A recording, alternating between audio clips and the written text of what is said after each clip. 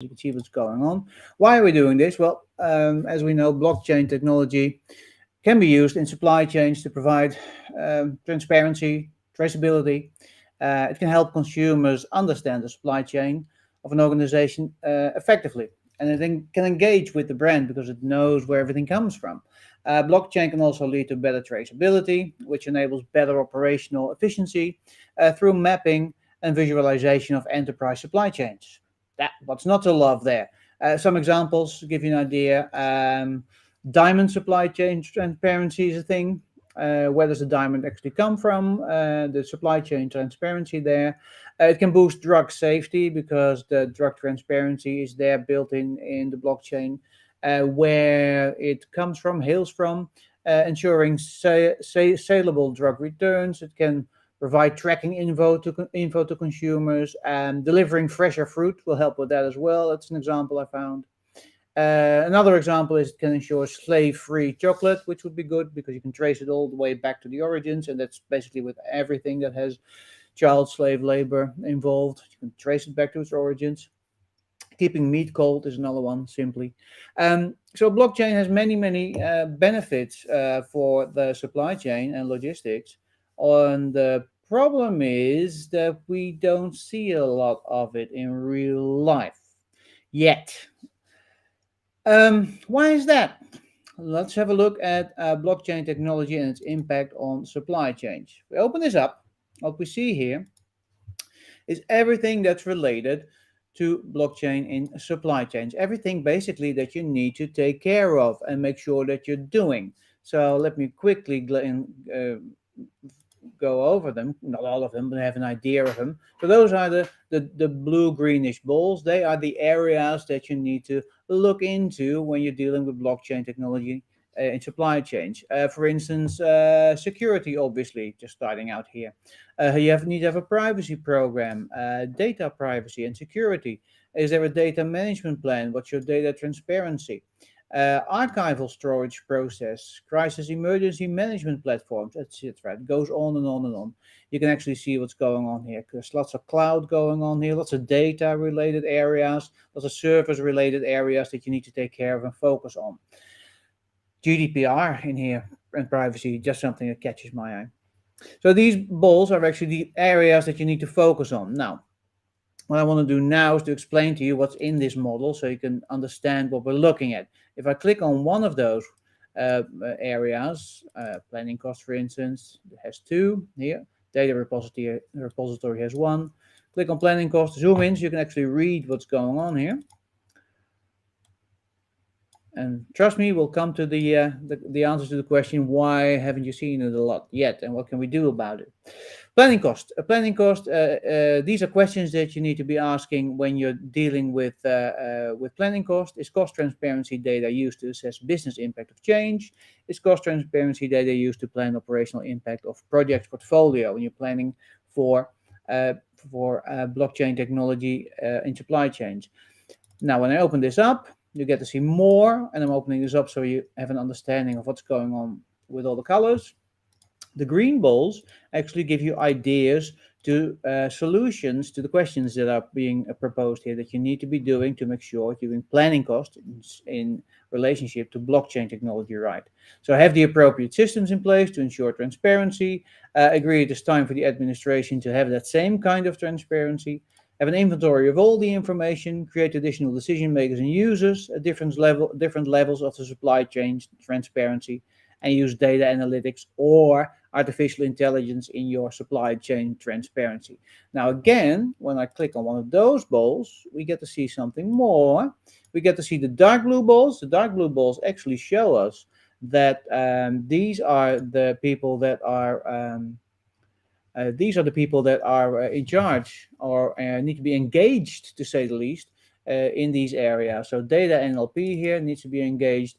And if I talk to my data NLP here, I can actually ask him or her other questions related to blockchain and other areas that we need to engage in when we're doing this. So here you have it. You have an idea of how this is all organized and how it's all connected. The beauty of this is it works like your brain. I don't know how your brain works, but my brain works with bubbles, with thought bubbles. When I think about something, it pops up and starts to connect with other things. These are nodes. These are areas that are covered to each and every other area, and it shows you the connection. And it's organized in prioritization. The most prioritized questions pop up at the top to start out with, and I'll show you that as well. Two more small things, the red balls and the yellow balls. The red ball is a keyword that's related to the action that you need to take, and the yellow ball is a keyword related to the question that you need to take. So, for instance, if I need to see more questions about transparency, fingers crossed that there are more, and there are a few more, then more questions related to transparency will actually pop up that I can focus into and I can really drill down like this. So there you have it. Now you have an idea of what the colors of the balls mean. Again, this is the main topic, blockchain technology and its impact on supply chains. Then we have all these blue-green balls around it. These are all the areas that you need to be focusing on. When I focus on one area, I can open it up. I can have the blue balls, the light blue balls. They will show me the questions that I need to be asking around that area. And the ideas to fix those questions are here in the green balls. And then there are people that are in charge or need to be consulted about the area. Those are the dark blue balls, and the yellow and red ones are the keywords. You see here a little gray one as well. That's a priority number. So all the questions are organized in priority, and they're prioritized. So that'll be really helpful as well. Now, to do that, I can ask it what is the most important question to ask in relationship to blockchain technology and its impact on supply chains. Well, let's have a look now. Do it once, not twice. How's that? There we go. Here we go. And now we're getting somewhere. Is personal data privacy and personal data protection part of the compliance review process when we're starting to look into blockchain technology? Open it up, and we actually can see what's going on here. Have the resources to support your logistics with a cloud-based computing supply chain made. Protect privacy and protection of the blockchain technology applications. Enhance business network performance in the logistic industry. Provide privacy in your data system. Have a data protection and regulation of accumulation and temporary data. Favoring a volatile market for downside protection. Interesting.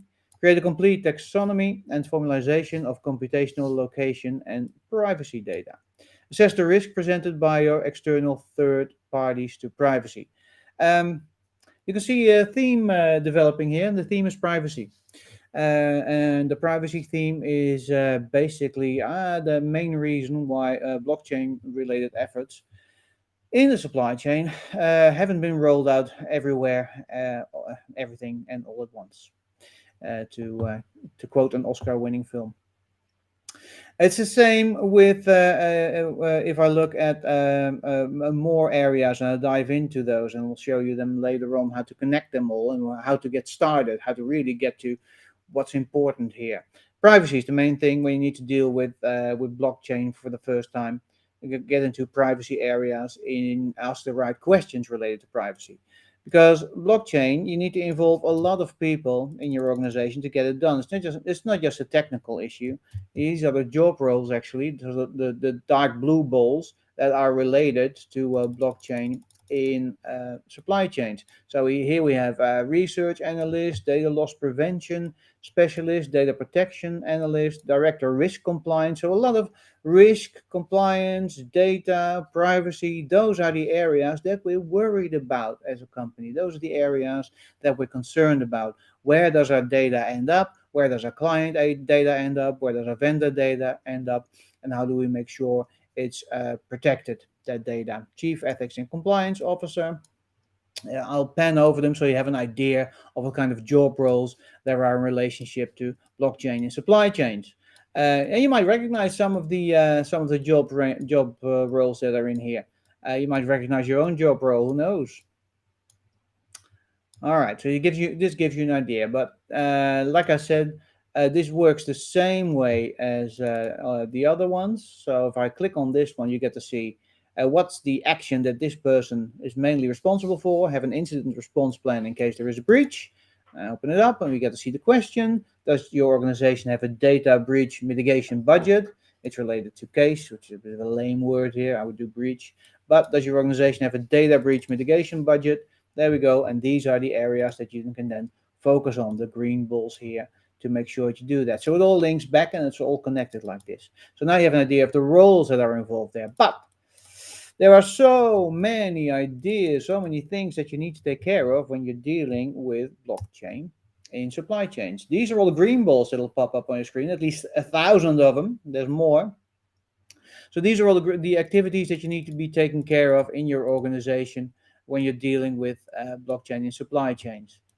Yeah, review with employees, your company ownership, make blockchain tech-based applications, have the greatest benefit of successful actions, have a solid management system for encryption. There we go. Encryption, I like it. Let's have a click. Let's have a click, see what comes up. Encryption, related to encryption, obviously. Does security of the data require encryption, or is it privacy related? To see if there's more in encryption. More balls pop up. Yeah, there's more. There pop up more balls. Trust the blockchain if it's used for performance management system, in place for data protection if it's there.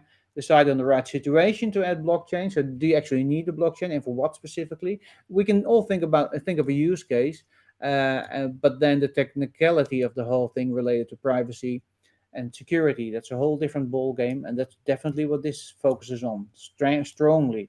These are all real life cases, by the way, real life advice, real life questions, real life job roles. So if you want a case study, this is the whole enchilada basically on how to implement blockchain in supply chains and making sure you're doing it right. So now we know there's a lot of job roles. There's also a lot of activities that you need to be doing. Now let's just focus on the top 3 questions, because I told you before they're all prioritized. Enter. The top 3 questions that you need to be focusing on in your organization when you're starting out with blockchain in supply chains. Is personal data privacy and personal data protection part of the compliance review process? Open it up and we can see the actions that I can be doing here. We've seen this one, we've opened this one before already. This is the number 1. The number 2 is data the biggest problem for blockchain as I'll zoom it in a bit because you probably can't see it. Is data the biggest problem for blockchain as interoperability is difficult when data organization strategies are different? So it all starts with data, clean data, the right data, the encrypted data, preferably, and a whole bunch of data privacy regulations above on top of it. So you can have a look at standards. ISO 27701 is a standard for data privacy, for instance, that you can have a look at. But it goes further. There's a lot of regulation out there that actually concerns data privacy. GDPR in Europe, and if you followed me, you know that I've done a presentation the other day on the AI Act in Europe that is being passed into law. So there's a lot of material happening around there, a lot of legislation happening around this area. The third question is down here. Does your organization know where your data is accessed and when? Okay, and we see here have the right to play and can the opportunity be accessed, evaluate the economical potential of a blockchain, have a sufficient overview of the readiness of your business plan and carry out the output. Can it be readily understood and is it accessible? Recover from this on your blockchain. Can you recover from anything on your blockchain? Have a clear plan for how support and services will be accessed. These are all the areas that you need to be focusing on when you're dealing with a blockchain in supply chain. And if I open this up, all the areas, I get to see all the people that are related and involved, all the job roles. So let's do that. So we have a complete overview right now of the main things that I need to engage my organization in, to have a frank discussion on, okay, blockchain sounds like a great idea for our organization, and it can definitely bring us cost benefits and customer benefits and benefits in the market, basically. But how do we take care of that? Well, start here. That's what I would do. Start with asking these 3 questions in your organization and have a look at the green balls, at the activities, if they are in place in your organization, or you can actually manage them in your organization. And then dive deeper into the job roles, the dark blue balls. Do we have these job roles? Do we have these people that take care of all these activities in my organization? And dive deeper into, if you really want to dive deeper again, in the red balls and the yellow balls, which actually dive into more questions around a certain area and more potential ideas around a certain area. So, for instance, let's pick one. We have privacy here. Let's see if we have more around privacy. There, more questions around privacy. A whole stack of them. Let me zoom over them so you have an idea. So a whole lot of questions about privacy. So that's my main message for today: is blockchain and supply chains. Blockchain itself is a technology that's not too hard to organize, to fix, to set up. The hardest thing about it is taking care of the data, its privacy, encryption, and making sure that you don't run afoul of any regulations now and specifically in the future. And that's the hardest part. So that's where I see that blockchain in supply chains has major benefits. But there are some obstacles, major obstacles right now, specifically in privacy and regulation to overcome, to make sure it's doing the right thing there in the end. So, what I would like to do now, before I leave you here, is in the end, I'll always end up with something that you can take home, that you can use and hang on the wall, print out, or just using your screen. I'm loading the complete data set that's underneath it right here, right now, and it'll build in a few seconds. There it is. There's the cloud starts there.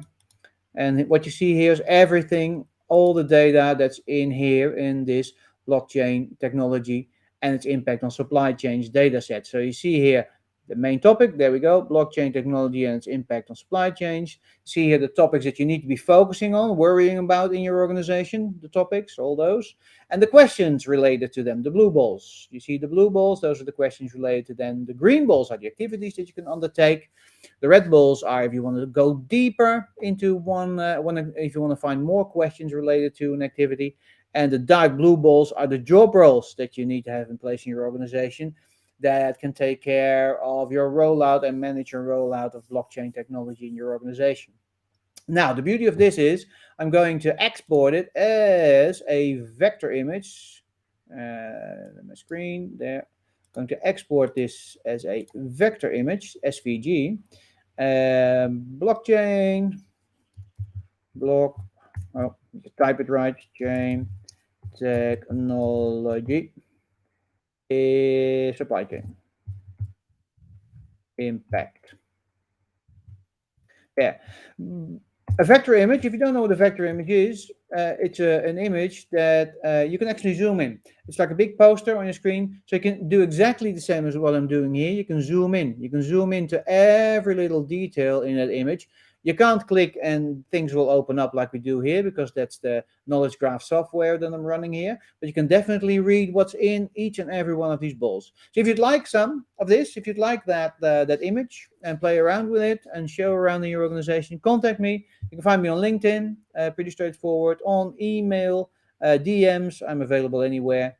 Contact me and I'll send you the SVG, the vector image right away. I hope it was useful for you. I had a ball. I enjoyed doing this, and I'll see you again next time. Goodbye.